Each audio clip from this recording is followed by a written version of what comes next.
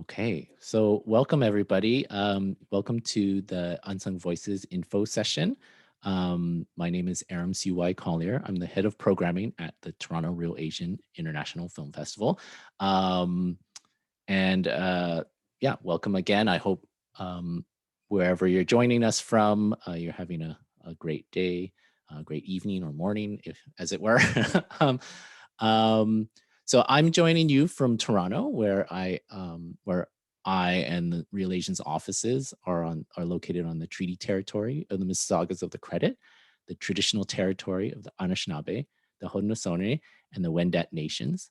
So this territory is covered by the Dish with One Spoon Covenant, a treaty of collective responsibility for the protection and sharing of our land, the water, and its resources.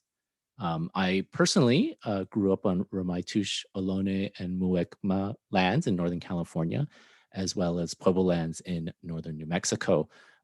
So wherever you're joining us from today, whatever histories have brought you there, um, please honor the people and places where you've lived and played and loved, both in the past, right now, in the present, and in the future. And do so in your storytelling and with those around you. So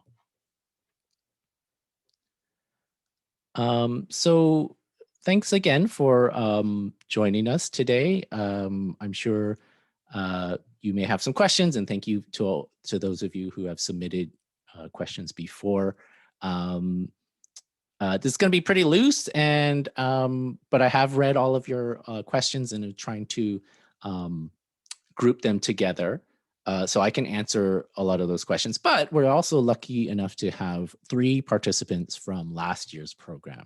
So as you may have noticed in the guidelines, that this year's program is going to be conducted online again, just like last year's was. And so, there are some particulars about that, in terms of uh, this is the 10th cycle of this program. So, in the previous 8 iterations, it was very hands-on. It was basically only GTA, Greater Toronto Area people who participated.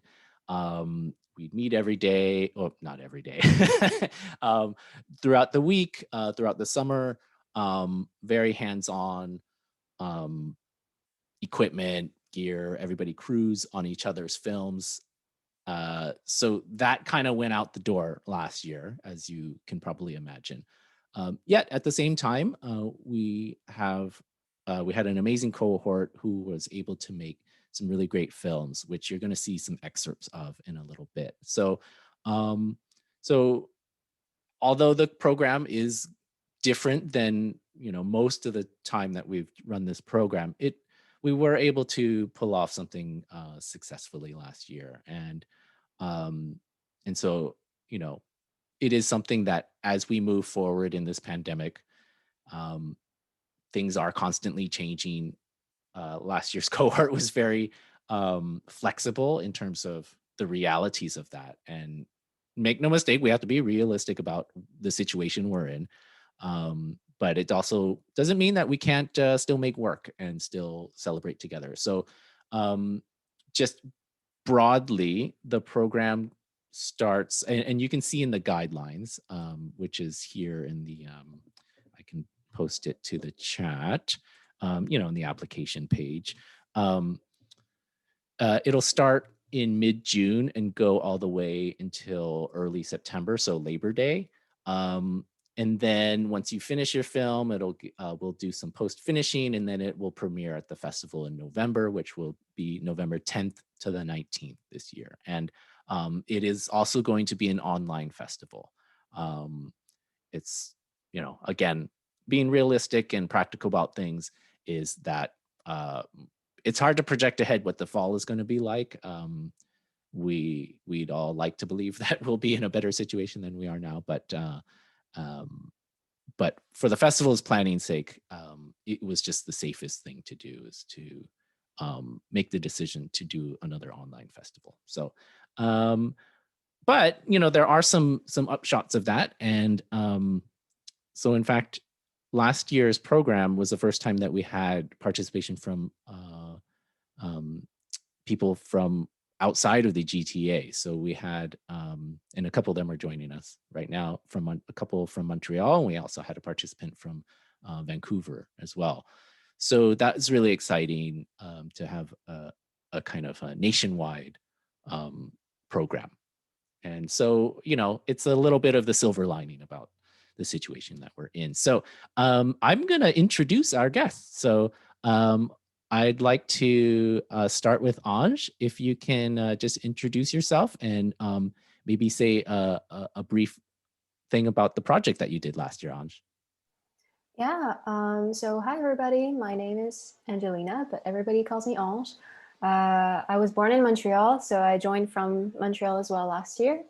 And I made a short film, a live action short film, 8 minutes long. That was kind of the standard for everybody, depending on your situation. It was in black and white.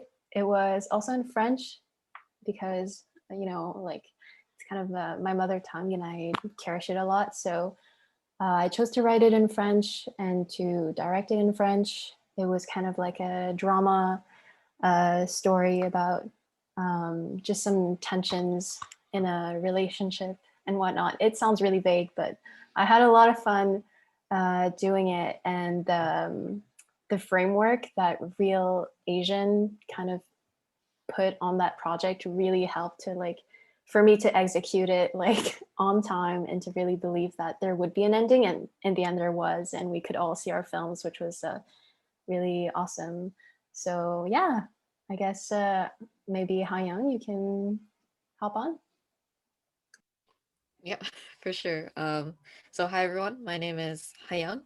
Um, so I was the director and animator for the short Sunday or Iryoir, and I jumped off of the cohort's theme of interior, and in that short, I kind of explored the kind of childhood space of my dad's church, trying to understand what it meant to me and kind of what it means to my parents.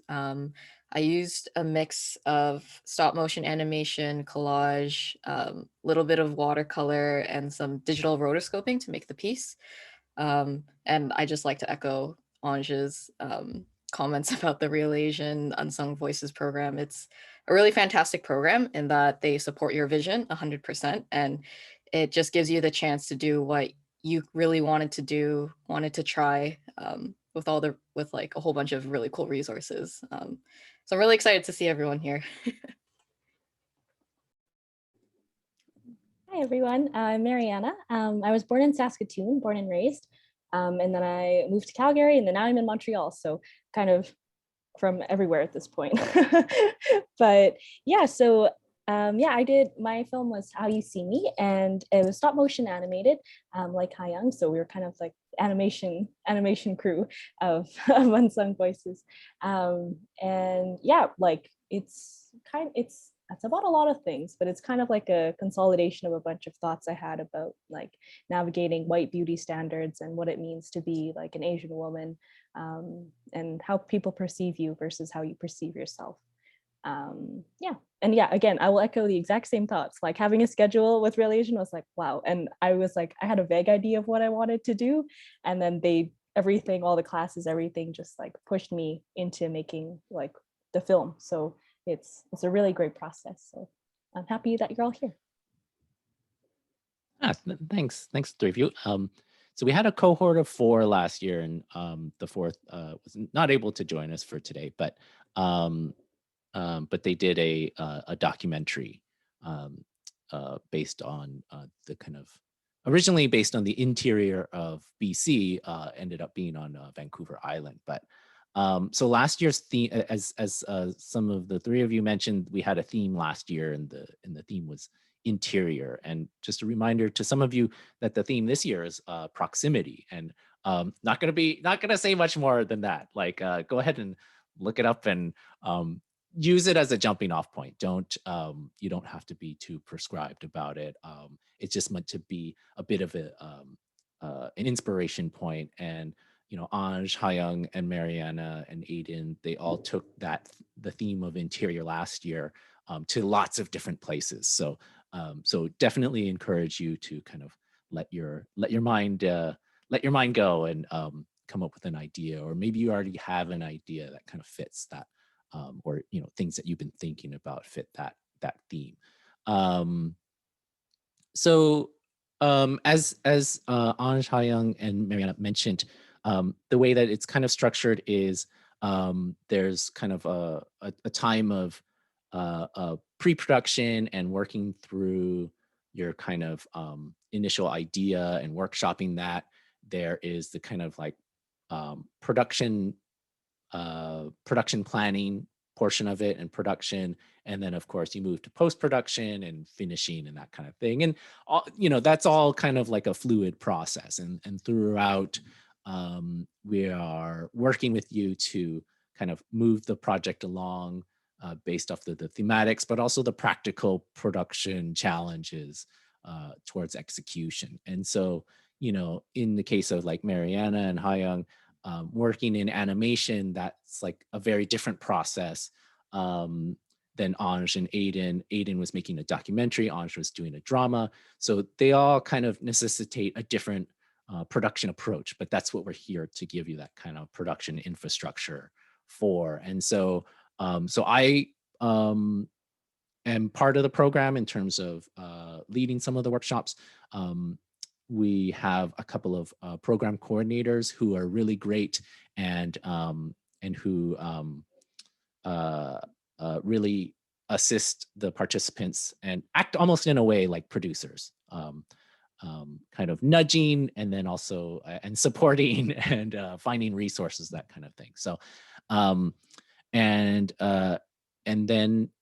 then we also have mentors that that each of the participants is paired up with. So there's a one-to-one mentor opportunity, and there's a certain amount of hours that those mentors give, as well as artist talks. And we also brought in other kind of technical craft people to talk about various aspects like sound.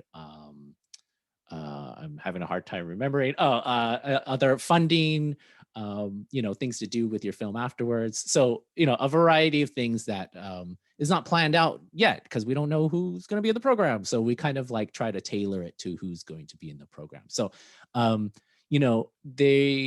there were some more specific questions that were brought up in the questionnaire, but actually for now, why don't we watch each, so Anj, Ha-young, and Mariana have each pulled an excerpt from their pieces, from their finished pieces from last year. So I'm going to share my screen and we'll just watch that. Apologies if there's any latency, but hopefully not.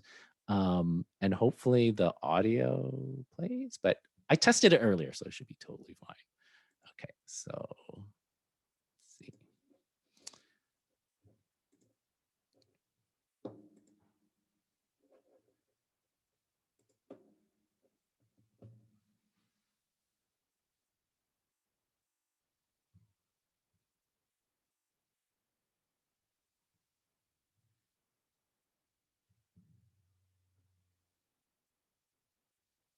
I don't think there's any sound on my side. I don't know if that's everybody's case. Oh, Yep, yeah? I can't hear it here. Ah, I thought I changed. Really? I really thought I did it right. Okay. That little like check mark, like there's a little box that you have to click for Yeah. sound. Okay. Hold on. Give me 1 second.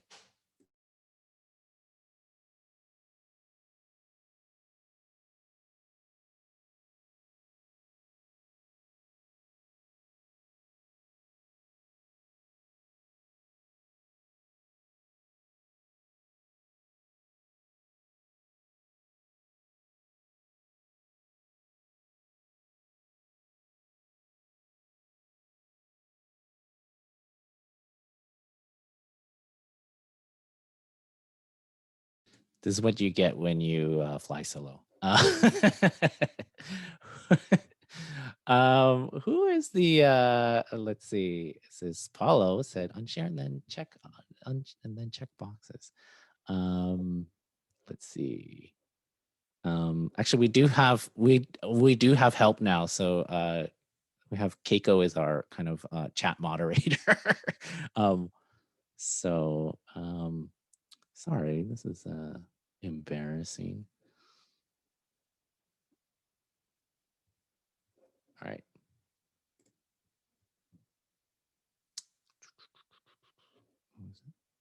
No. You know what? Give me a second, and we'll just maybe carry on. We'll watch the clips at the end, because then maybe we can get a little bit of help from our back end. So,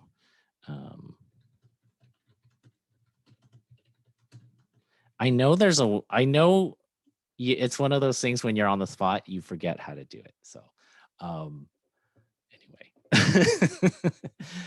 but so there was, okay, so I'm gonna try to go through a few of these kind of bullet points of some of the questions that people had. So there were some questions. Oh, wait, okay, let me try the share screen one more time, because we have our Keiko helped. It is like, this is how you do it. Okay. Oh, there it is. Okay, here we go. Totally missed that part. Thank you, everybody, for your patience.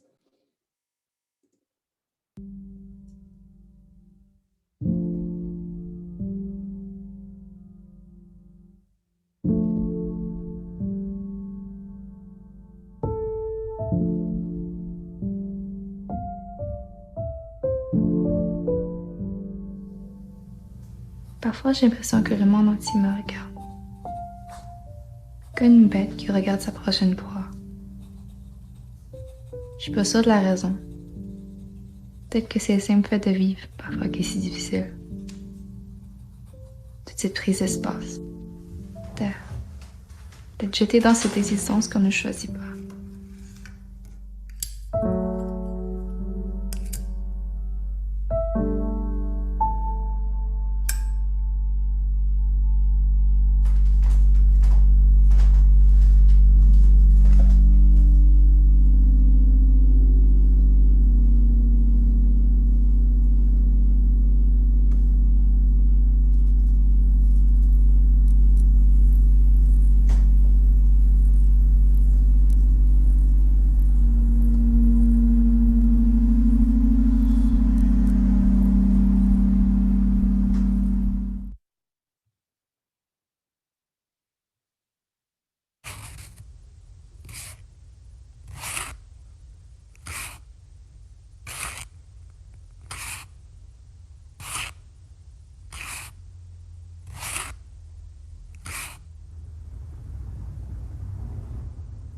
엄마 아빠 오늘 일요일이야. 일요일에 제일 좋았던 거는 교회 들어가기 전에 아침에 먹었던 맥도날드. If I got a happy meal, it was worth sitting through 아빠's sermon. 주님의 이름으로 축복합니다. 일요일은 it's the day where I spent time in a place that scared me. The church ivy looked like reaching hands. 안에 맨날 깜빡거리는 불. The room walls that were always covered in creepy paintings of Jesus.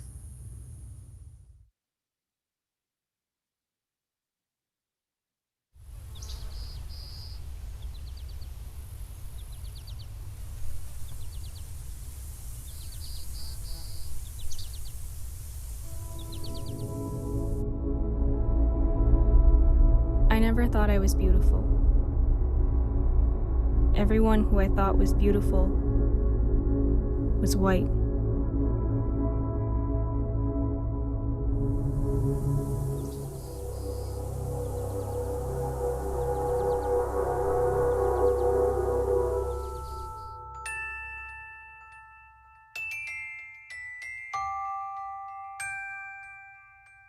When people complimented me, I was pretty for an Asian girl.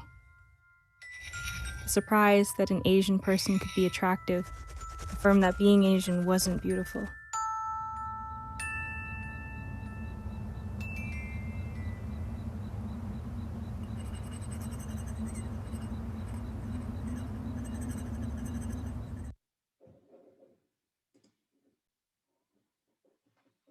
Okay. So as you can see, like mentioned before, very different approaches to the theme. So actually, let's go through with Anj, Hyung, and Mariana. Maybe Anj, let's start with you. How did you approach the theme of interior, and what was, in a broad way, what was kind of the process that you took with this piece? Yeah, I guess the first thing that I thought about with this theme was just introspection, just because it's something that I value a lot. And so I was kind of interested in the way relationships, especially romantic ones, kind of force you actually to face those parts of yourself that sometimes you don't need to face if you're alone. And so I kind of yeah, I kind of put like a personal lens on that theme, and from then on, I decided to yeah, make it a drama about just being someone, like just about facing like your own shortcomings in your relationships with other people. Yeah. Does Hyung, do you want to hop on? Yeah, so I think for me, the way I took interior was I just literally thought of the interior spaces that I've kind of inhabited. Sorry.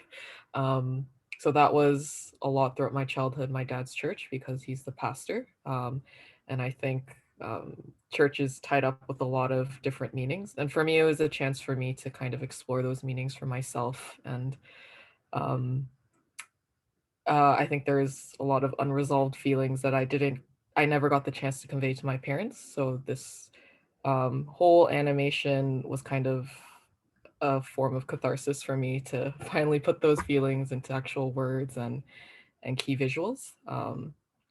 And in terms of the process, I think the initial concept was pretty strongly decided initially, but I had kind of a difficult time in kind of deciding how I wanted to visually convey it. But I know I had select details that I wanted to include. So those were like the choir. Later on in the film, there's like a choir song that plays. There's photographs that I use. Um, so with those details, I kind of had it guide the whole film. And off to you, Mariana. Yeah, I guess, yeah, about the theme interior, I think the first thought that hit me was just like what's going on inside my brain. And at that moment, it kind of had been like a buildup of a lot of different feelings around um, like appearance and beauty standards and my relationship to them, and just how I was seeing myself. So just there was like a lot of shifts happening, I think, in my brain that like Hyang said, like it was kind of a catharsis. I'm like, I needed to get it out. So yeah, but I was really interested too in like interior versus exterior. So that was kind of how the two, like how I see myself and then versus how other people see myself. That's kind of how I approached it. I'm interested to hear from each of you too. Is that each of you had a kind of really interesting existing skill sets, maybe in other forms. So maybe if you can each talk a little bit about that, how you incorporated some of that into these pieces. Like Anj, I know, if I can put you on the spot, I know you do a lot of photography and poetry. Ha Young, you had done some other visual art. Mariana, you work in scenography. So maybe each of you can talk about how you use some of those skills for these projects. Yeah, so basically, just as you said, the reason why I made it in French, which is also like a really cool thing, like you can just do it in the language that you want as long as you put subtitles in English. It's just because like I've been doing poetry in French like for a really long time, and writing is, also like a really important thing for me. So I really held it to heart to write the script in French, of course, inspired from like my practice in poetry, which sounds like so arrogant, but I swear I'm not like a poet. It's okay. It's okay. You can own it. You All can right. own Okay. it. I'm a poet. And yeah, and as you said, also like photography, especially black and white, like I put a lot of emphasis in like the photography in the film itself. So I really was put a lot of attention on the framing and on the, you know, the contrast and stuff like that. So I do think that it showed in the end in the final product.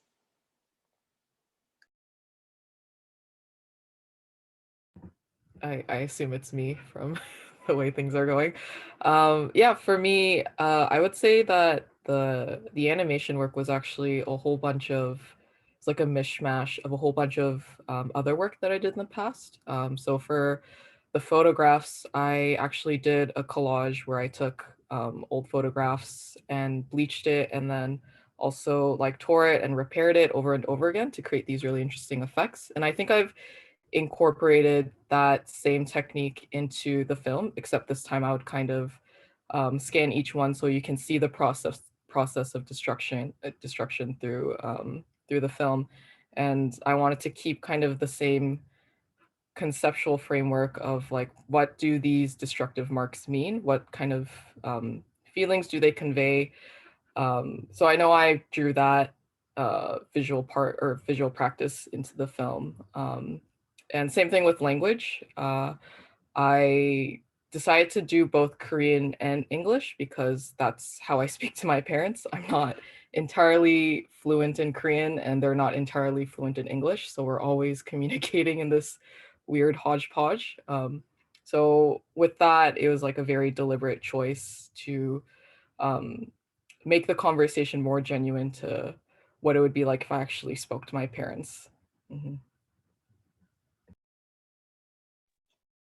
Yeah, so I studied illustration and scenography more recently, which is set in costume design for theater, film, circus. So I think the thing that I love the most about art is just creating worlds. So I think that's kind of what influenced me to create like this interior world, like kind of these spaces where all my thoughts could play out. So yeah, I think I'm a very like visual person. So I think that's just all of that kind of drove me to like make things. And I really love puppets. So this was kind of like, they're kind of like puppets, like weird, creepy, like puppets of me. So yeah, yeah. That's great. Thank you. And so, you know, some of the questions were about some of the eligibility and the selection criteria.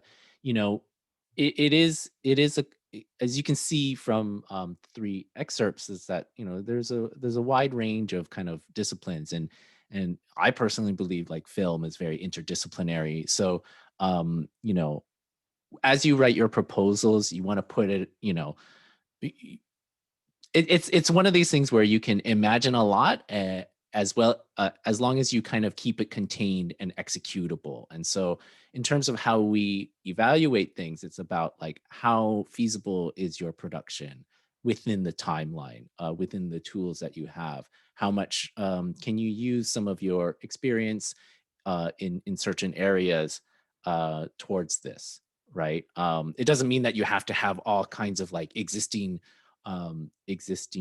talents or something like that, but it's also, you know, being practical and resourceful about what you have on hand, especially in the situation, because you know, this is a online situation where you're a little bit more on your own than it would have been in the past, right? Where we are, you know, in the past we had larger cohorts, we had everybody's crewing for each other. It's a little bit more self-directed in that way. So so just keep that in mind as you work on your applications. Now, again, it doesn't mean that you have to have like tons of experience. It's a little bit of kind of fluency with image making tools. So, you know, some experience with cameras, a little bit of video editing, you know, just very basic level stuff. So, definitely encourage you not to be too intimidated by that, or you know, thinking that you have to have this or that. Um, Again, we are quite open to um, the multitudes that you all contain. So, I want to ask Anj, Hyung, and Mariana again. Maybe you know, from the program, what was something that you learned along the way, and maybe something that was a challenge or something you wished you knew going in. We'll start with Anj again. Now you put me on the spot. I guess Perhaps sound. Like just to speak of technical aspects, like I really didn't know anything about sound. And I really learned just how much like it changes everything, just the whole quality. Like it, just brings your film to the next level when you inform yourself properly on like the tools that you need to use, and later on how you edit them as well. Like how like I think I underestimated the editing, but it is like a really huge part of the process as well, that you need to consider. And in like less technical like aspects, just the importance of feedback, which I wasn't able to get in my previous projects, but in this case, like they really help you get that feedback, whether it's from mentors or even the other people in your cohort. That also changes everything, and it's gradual. So I really learned so much just from those, yeah, those feedback loops. I would say that's about it for me. I was actually going to talk about sound as well. But I think for, I guess this is touching on your point from before, Aram. Like for me, I had never worked within a film setting whatsoever. So I was very new to a whole bunch of like, there's a whole bunch of vocabulary that the mentors were throwing out that I was like, I have no idea what any of this means. Whereas Aiden, who is our other cohort member, he was very familiar. So it's definitely like there's different levels, and even if you're a total beginner, the mentors definitely take that into account.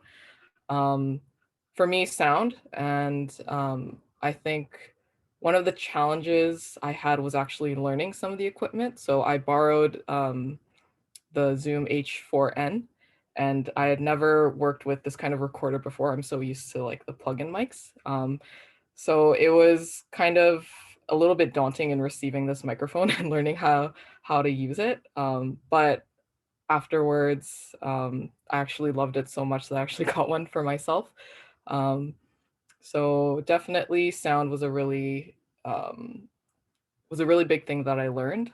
In terms of challenges, I think one of the biggest challenge that I remember facing was I tend to not show my work out to a lot of people, and this is my first time showing it to a very large group in a film festival. So kind of debating, I would say, considering an audience for my film and the fact that it's going out to a huge public, while I'm like, sorry, my words. I guess because my film was so personal, it was trying to figure out that line between what I wanted to reveal and what I didn't want to reveal, if I was okay to show something very personal out to the public. So I think that was one of the biggest challenges that my mentor and I discussed a lot, and we found a very good balance line. And it was, yeah, I think that was a really, yeah. Sorry. Go ahead, Mariana. Yeah, I'm gonna hop like right off of what you said, but I think yeah, one of my biggest challenges, like aside from like a lot of technical things, was just yeah, like actually being vulnerable and being like, okay, well, I said I'm gonna make like this movie, and this is what it's gonna be about, and so now you actually have to do it, and like Ange said, talking to everyone and like showing your work was super helpful. Like I remember Ange was talking about, because I was like, how are you able to be so like vulnerable and open with everything? And she was like, I don't know, sometimes I just need to get it out. And I'm probably misquoting you there, but it's like you said something like that where you're just like, I just need to get it out. And like I really took that into consideration. I was like, oh yeah, like, and now I'm like, it helps so much for me to have that out there. And so many people have come up to me and been like, wow, like I feel the exact same, like I'm so happy that you articulated it in that way. And I'm in a long line of people who have also said, I'm not the first by any means, but like I think just actually being open and vulnerable was really difficult. And knowing that you have such a supportive group who is like there's no stupid questions, like ask anything, like Kai Young, like I've never done any film before, so I was like everything was new. So just having like a really good community of people, and like all Asian people too, which was like a first for me also, was just like incredible. It's just like you feel so seen and you don't have to explain yourself, which is great. So yeah. Yeah, thanks three of you for that. I mean, it's really great to hear, despite it being online, thing that you still felt, a connection with each other. Um, so a couple of things that you three of you mentioned is and some of the questions were about equipment. And so for instance, it is like any production. You're kind of piecing it together from different sources. So because some people had asked, is there equipment provided? So yes, we work with a few partners. Again, like in the past when we were strictly in Toronto, we worked with Charles Street Video, which Hyung um, uh, was able to use some of their equipment for Hyung's production. We also connected with kind of artist-run production centers in Montreal and Vancouver for so that if you needed it, Ange and Marianne, if they needed the equipment, we were able to hook up with them in Montreal and then also in Vancouver with Cineworks. Um, and that's also kind of like it's really tailored to whatever your project needs, and we'll work through that of like, okay, do you need this? Okay, maybe we can get that. So if you are in the GTA, Relation also has a little bit of basic equipment that is also part of possibilities. And then in everybody's case, people use some of their own equipment. So it's really about assessing, what are the resources, and then we'll figure out a way to do it. And that's always happened, whether it's in person or online. And in the future, any other productions are always going to be like that too. So the short answer is yes, there are equipment and resources. But the long answer is just what I said.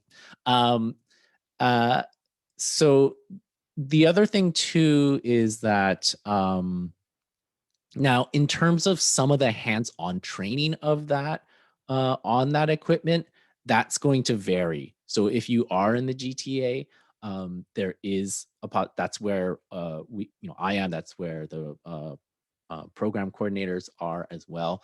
And so if we're in the same city, then we can figure out a way to kind of train you on some of that equipment. If you're not, it may be something where maybe you can work with some of our equipment partners and do a little bit of a crash course with them or something like that. The other thing too that people asked about was production, so crewing. Now you could see in Hyung and Mariana's case, like no crew, right? For the of you, yeah, it was all solo project. But maybe Ange, you can talk about like what was the kind of, like I mentioned in the past, all the cohort members would crew for each other, but so Ange, what was some of the process of working with a crew, because you had to source it yourself, right?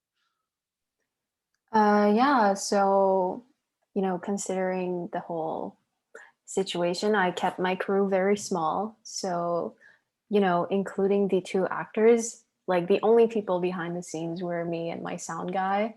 I did the editing, the production, and everything. So it was definitely important to just, keep the group small. And of course, we had to take a lot of precautions, of course, get everybody tested before they come on set, to reduce those risks. And, of course, during the filming, like if there's two people in the scene, like they didn't not wear masks because it was the film. But apart from that, like we did like do our absolute best to just like keep distance, wear masks, like wash hands and everything. But it didn't hinder like the production in any like big way, in the sense that like it still went really smoothly. It was really effective. And yeah, I was lucky enough, like my sound guy was someone that I never worked with before, but it's just someone I knew from a friend, and then I gave it a shot. And it turns out that, if you work with people that are as excited as you to work on your project, like that guy was super passionate about music and sound. It can actually, well, it was actually like a really fun process as well. Yeah, and thanks for bringing up some of the COVID productions, because I know that's part of what we're asking people to work into their proposals now. it's one of those things where we did work with Anj, we did work with Aiden. Aiden was going to be possibly filming with somebody who was a senior, and so there was a lot of research and precautions that we did have to build into these productions, and this summer will be likewise. Um, that said, we do have a little bit more experience in kind of executing this kind of thing, and we will go just as much as we're going through your production planning. We're also going to go through kind of like, okay, what's your health and safety plan? And we did make Anj and Aiden both do that. Like, make sure that you are going through everything and every possible, contact point, that kind of thing. And that's also, one of the things that we're going to be have to be flexible about. What is, what's the situation on the ground at the time, right? Last summer is different than this summer, and if anything in the last year's taught us, it's you got to take things kind of week by week. But we will be flexible about those kinds of things, and make it work as well as we can. But do keep that in mind, and that in general, broadly speaking, COVID productions, you want to have as few people as possible. If you thought you were gonna have a rave in your movie, well, it's not gonna happen, right? Just even non-COVID times. Don't have too many extras. Don't have too many speaking roles. That's part of your proposal too, is to keep things contained. Um, uh, and and part of that is also this kind of COVID protocols. So, some of the best practices, just keep those kinds of things in mind, which are, the kind of everyday best practices. So if people who might be in your crew or your talent, are they vaccinated by then? Um, can you get them tested? What's the testing situation? Are you in a hotspot zone? Like, all of these things you'll have to take into account. No, you're doing a proposal, so you are not going to know all of those details just yet. But do put some thought into it in your applications about, you know, is this something that is executable, not only within kind of like the time frame and the resources that you have, and the stories contained, but also COVID wise too, right? Um, Let me see. So I'm just trying to look at some of these questions. Oh yes, okay. So there were a couple of questions. So I'm going to scroll back up. I think Sydney had a question about, would it be possible to take part in the program even if we are working full time? So I believe some of you were working last summer, right? But generally, the sessions happen in the evening. So if you work in the day, you're able to participate in the program in the evening. They're twice a week. So if you have a part-time job, then it can probably be shifted around. Or well, I don't know the nature of your work. I'm sorry, I shouldn't say you can shift it around, but it's evening sessions basically. The other thing too is that films are resource intensive. Sometimes you need to buy a lot of stuff, and there are there's a cost to things. So we do provide a stipend, like an honorarium for each of the participants, to help kind of offset some of the costs of doing this. And also, in addition to that, there is a production allowance. So like a set amount, and let's say Ange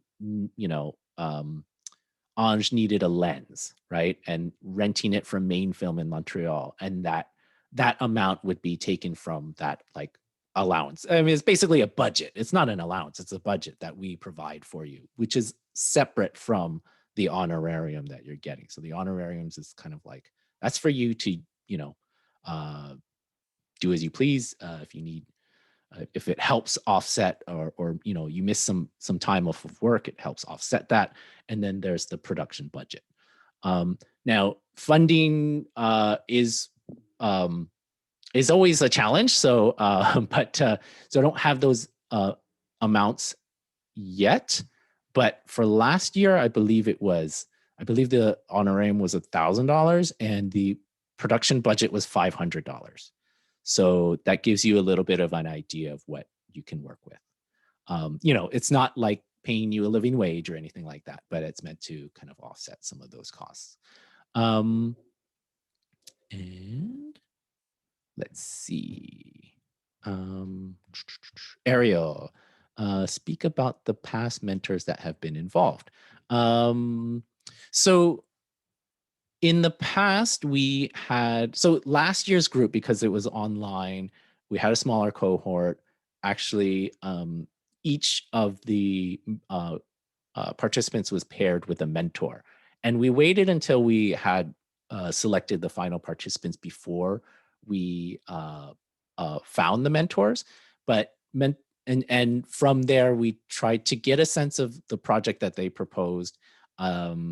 For instance, like, oh, Hayoung has this type of piece. Let me try to think of somebody who might match with that. Like Mariana, we knew Mariana had an interest in doing puppets and clay. And so we found a mentor who does puppets and animation, right? So, and for Anj, we found somebody who does drama. So that was the idea about the mentor pairing. And so there are people who have an active practice, whether they're in a number of different kind of like streams. So they may be active practice in like kind of more animation. It could be more kind of art experimental. It could be a little bit more mainstream drama. There's, or if it's documentary, like Aiden made a doc, we paired him with a doc filmmaker. So that's the kind of nature of, we try to pair people towards the type of project that you're doing. So, and that's going to be how it's going to be this year. So Corinne had a question. I'm attending this session with my collaborator. Our question is, can there be 2 artists on one application? I would say yes, you can apply as one. The amount, so on the budget side of the thing, budget side of the ledger, you won't get like a double budget, basically. It's kind of like like there's budget lines essentially for each project in a way. And then in your application, if you can talk about how are you kind of delegating each other's roles, maybe provide some details about how you intend to work together. Because usually it is singular applications, but I think 2 artists working on one project could be fine. So let me see. Were there any other questions? Another thing to mention is that, and it's good that Anj mentioned that, you tend to underestimate the time that editing takes, and Anj is not the only one. Everybody does that. That's okay. But it is something that we work with you on the edit side of things. And then we will be, and it's really important to get it done in that kind of early September range, because we do send the films off to get some post sound mixing on it and also some color correction. So, and that might be a good thing to also talk about in terms of at the end of it, the film is part of a program, and it has its premiere at the festival, and we do a Q&A, and it was great to kind of have the 4 of you there and talk about the films, and Aiden joined us from a hotel lobby. That was funny. And it always gives a nice sense of completion at the end, is to premiere it at the festival. So going forward after the festival, one of the things is that, as this is a Real Asian program that you're producing it within, there may be times where Real Asian, you know, sends the film to be shown somewhere. So for instance, the 4 of these films are going to be showing at a new festival in Winnipeg, which is a new Asian Canadian film festival in Winnipeg called Fascination. So so we programmed these 4 shorts to talk about our Unsung Voices program, and that's actually going to be next weekend. So that's really exciting. So there may be opportunities where we promote the films, but on the same token, you have we have a non-exclusive right to it. So it is your film to do with what you what you want to do. So that's the kind of nature of the afterlife of the project. So, you know, if Mariana wanted to send it around to festivals, totally, like, by all means. So yeah, I think that was most of the questions. I mean, I kind of outlined some of the questions. Okay, we have another question. All right. Okay, actually, so instead of me talking, how about anybody, Anj or Mariana or Hayoung, want to take this question? So can you talk about the online sessions, what they're like? Is this the time that we spend with the cohort or our individual mentors? Yeah, so I'll just jump on that real quick because I think it relates to a previous question that Erin also wrote, which is, are there opportunities to talk to and meet the other artists? So I'm not sure if Erin was talking about the mentors or the other people who are making films, but in any case, it joins with Ariel's question. So yes, we spent a lot of time together. We met twice a week for about 2 hours, if I believe. And like we were all, like the 4 of us, Mariana, Hyung, me, and Aiden, along with Aram and the program coordinators, we were all together, just depending on whether we were getting like a class from another person or just like between ourselves talking about the project and advancing it, stuff like that. Yeah, so Aram just clarified 2.5 to 3 hours, so twice a week. So we did spend a lot of time together. We, you know, made some jokes about mangoes and stuff like that. It was really fun. We would talk a lot about food after the sessions. After, you know, we weren't fooling around or anything. So yeah, and as for the mentors, it was basically each mentor actually came in and presented their work while kind of giving us sort of a course based on their skill set. But then outside of the regular sessions, we were able to schedule individual appointments with them to talk specifically about our film. So those were more, individualized sessions. I don't know if anybody wants to add to that. Oh, yeah, just a little. Yeah, I think like it was nice because we always had our classes, but then we always like save time for after to just talk about like life in general. So it was nice like because I think it was important that we got to know each other like through our films, but then also like outside of that. So that was really nice that we just got to talk about life and catch up, or if someone was like not having a good day, like then we talk about that. So it's like it was really felt like a family. Like it was really nice. So you get to spend time with everyone, and like Anj said, all the mentors and the classes, like you get to meet like a lot of people, which is really cool. I guess the 2 points that I was thinking about bringing up was that your fellow cohorts are kind of there through every step of the way of your production. So I think Aram also really encourages us to talk about each other's films, to talk about each other's kind of dilemmas as we're making the film, because if one person has the question, chances are someone else might have the answer, or maybe they're facing the same type of question. I know Mariana and I, whenever she talked about what she was kind of worried about, I was like, that's me too. So it's just good to know that you're kind of not alone in the process. And then in terms of the mentors, it was really interesting because as Aram said before, each of the mentors kind of specialize in a particular type of filmmaking or a particular type of production. So it was really like for me, even though I didn't work in documentary, the mentor, Aiden's mentor, who was a documentary maker, he made a particular impact because I was really I really took a lot away from the way he approached documentary, and he also gave like very concrete, like technical ways he approached production. And he's so on top of things, and he showed us all the tools that he used. So yeah, so you get a good amount of both spending time with your cohorts, getting the chance to meet the other mentors, and then your own individual time with your own specific mentor. Okay, great. Thanks. Thanks. Those are great answers. Much better than me rambling on. So I think we have about 10 minutes or so. If it's not a last call for questions, but if you have your questions that are coming up, please drop them in there.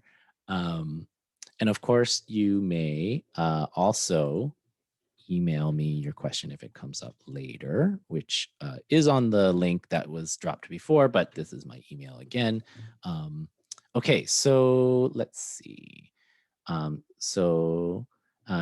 Xing is asking, is there a preference for applicants with little or no experience, or is there a preference for domestic talent over new immigrants?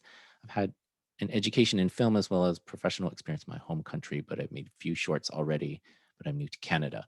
I will take, let's see, the second question. No, there's no there's no preference. So that's the short answer for that. We've had past participants from who are recent immigrants who are we've had past participants who multi generation Canadians. So that's all good. So that's that's the answer for that.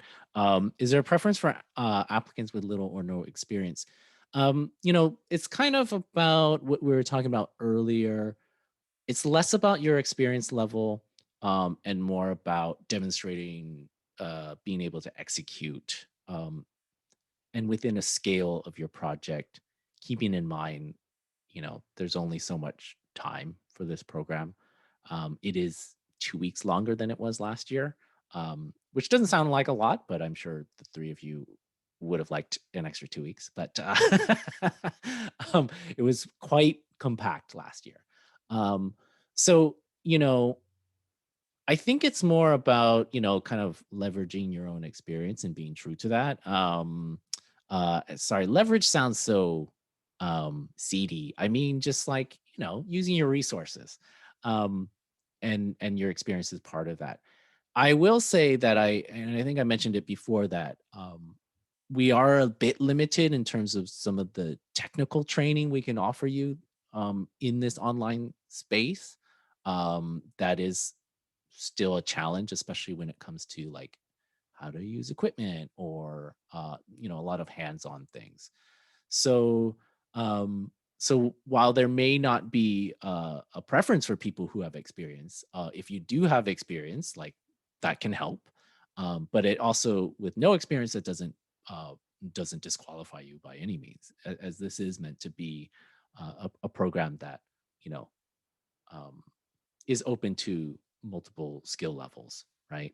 Um, and again, it's mostly, it's a lot more about your kind of ability with the story, your passion for it, your ability to execute it, being able to tell something that's compelling within a kind of something that's executable. And I know I keep saying that, but it's really true. I mean, it does need to be contained, right?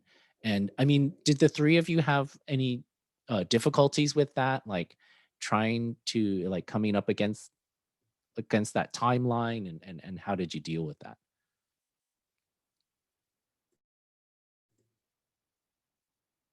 No, no problems.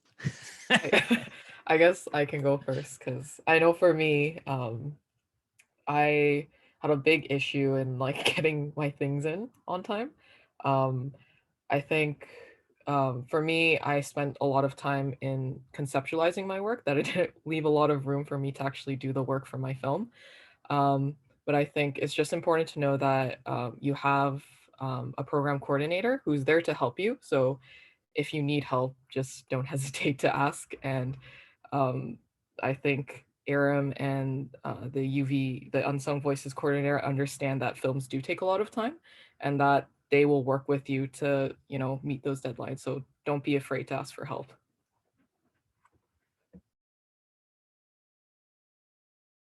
Yeah, and I think just everything that Hyung said, and just like organizing yourself and organizing your time, that really helps. And again, just being like having people there to hold you accountable, to be like, okay, well, you need to have this by the end of the week. That's just helpful to have someone even just reminding you. So like there's a whole framework to help you like with the timeline, and even if like you can't fit it all in, and then you just need to reorganize for later, which is that was something that I did too. So but just don't, it's like you can't let the panic take over.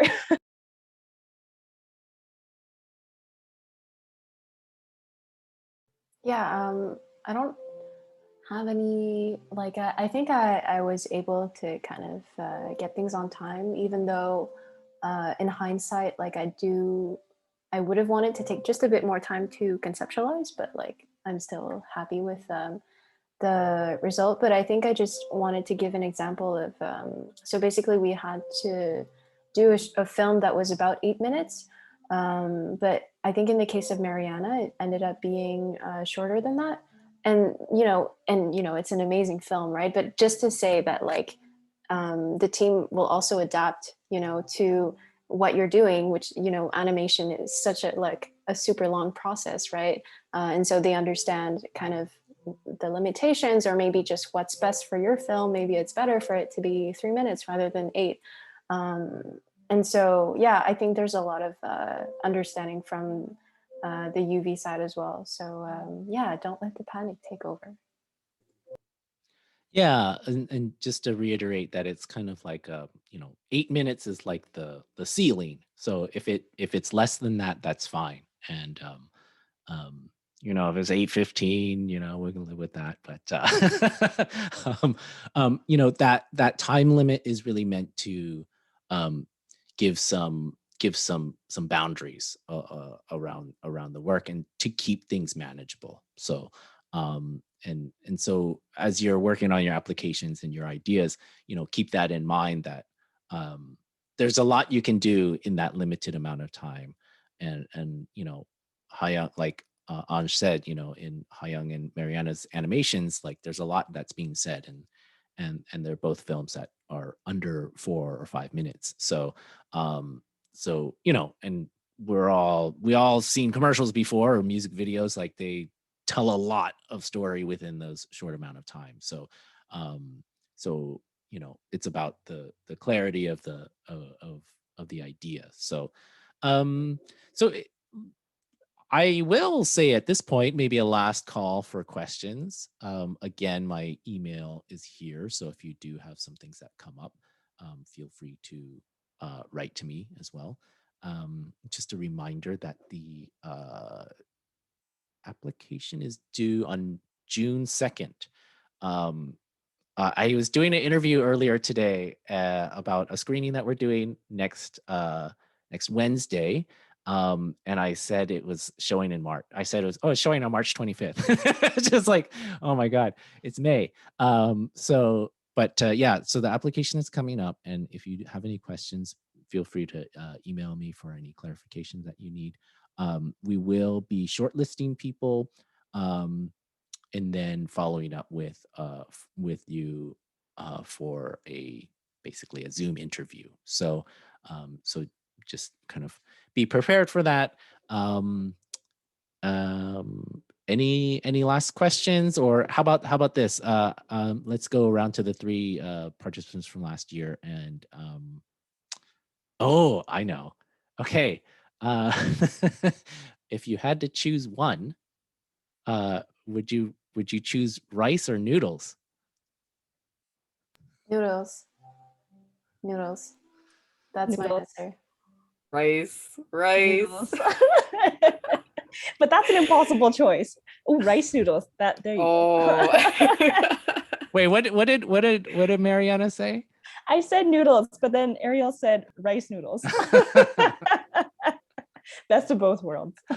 As you can see, in our sessions, we talked a lot about food, and Horace and Jen, who are the program coordinators from last year, will be with us this summer as well, and so it's always a good time with them as well. So, okay, well, I want to thank everybody for joining. Rice is the answer. That is the correct answer. Rice to the end. And but thank you everybody for joining this evening. I hope you have a great weekend. Thank you so much to Anj, Hyung, and Mariana for joining us too, and giving a little bit of insight about your experience and your process. And we miss you and hope to see you soon. And yeah, one of these days we're gonna go for karaoke, guys. So all right, so I'm gonna end the recording, and we'll good luck everybody with the application. All right, bye.